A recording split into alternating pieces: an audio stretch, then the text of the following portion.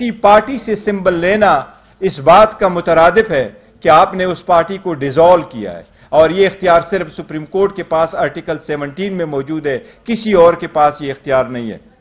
कल आपने देखा है पे दर पे प्रेस कॉन्फ्रेंसेस हुई है, बाप बेटी भांजा भतीजा सारे लगे हुए हैं।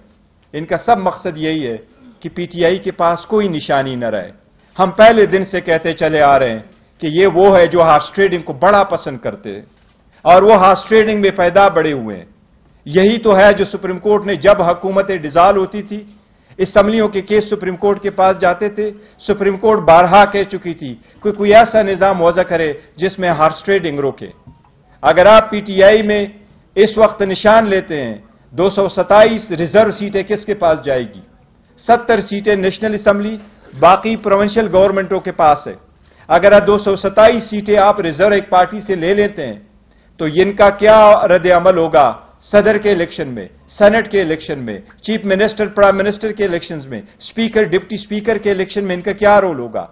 इस वक्त सबसे ज्यादा नॉमिनेशन कैंडिडेट जो फील्ड की है वो पीटीआई ने की है। अगर आप निशान वापस ले लेते हैं तो क्या ये लोग सारे इंडिपेंडेंट इलेक्शन लड़ेंगे? अगर आप उनसे इंडिपेंडेंट इलेक्शन करवाएंगे तो इलेक्शन के बाद जो हॉर्स ट्रेडिंग होगी उसका जिम्मेदार कौन होगा? ये द मोस्ट क्रिटिकल इलेक्शन इस मुल्क में होने जा रहे हैं। अगर ये election free, fair and transparent नहीं हुए तो ये इकानमी तबाह हो जाएगी, ये मुल्क का बदतरीन नुकसान हो जाएगा, ये डेमोक्रेसी डिरेल हो जाएगी, ये मुल्क मुतहम्मिल नहीं हो सकता। ये जो काबिज बैठे हुए हैं पार्टियों पे, इनको इस बात का इदराक नहीं है।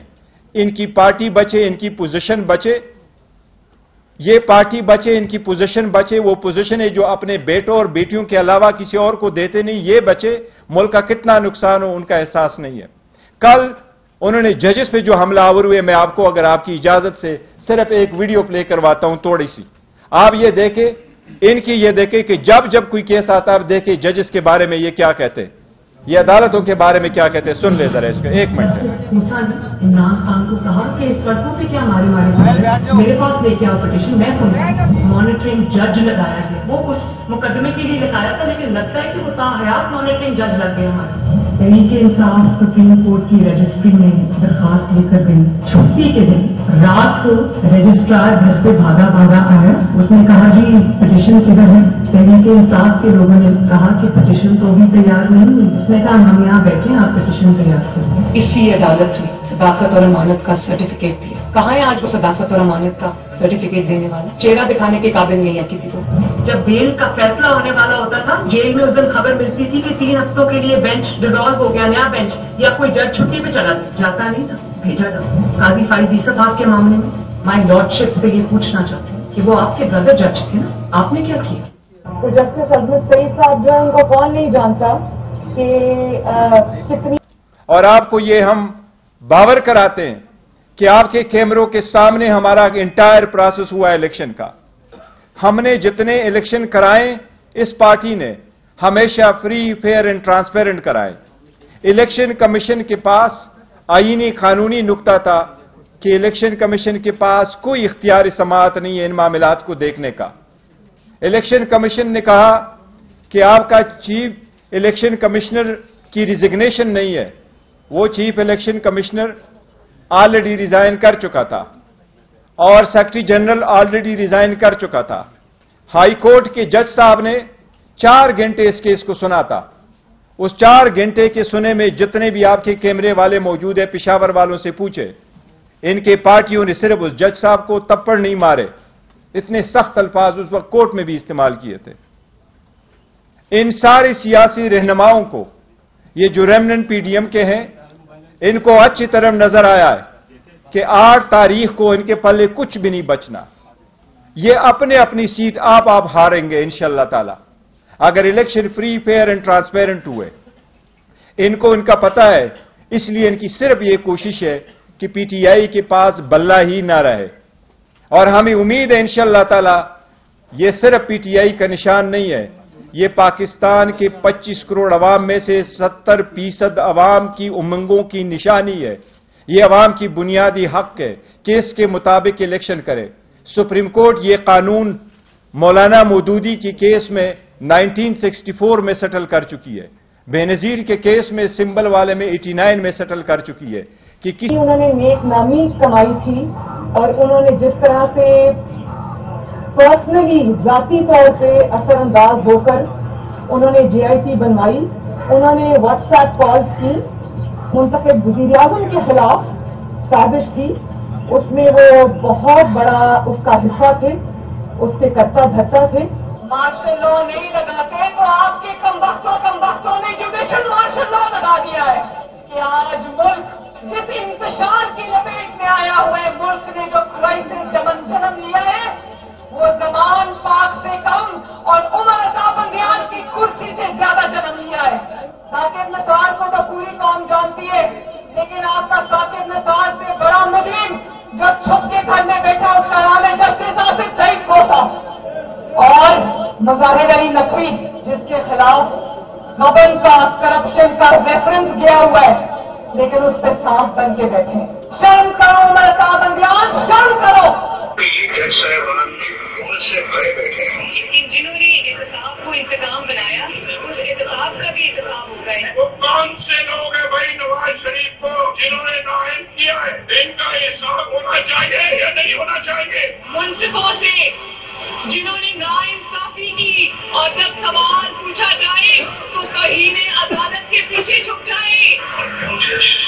हमारे खिलाफ इस तरह फैसले थे और हम सरे तस्लीम बंद कर रहे हैं। नवाज शरीफ पर चेक नहीं कर, 5 लोगों ने नवाज शरीफ को रुसवा करके उस दफ्तर से बाहर निकल दिया। हर केस जिसमें इमरान खान का फायदा नुकसान हो, 3 आदमी सुनने के बताओ कोई नहीं है पाकिस्तान में।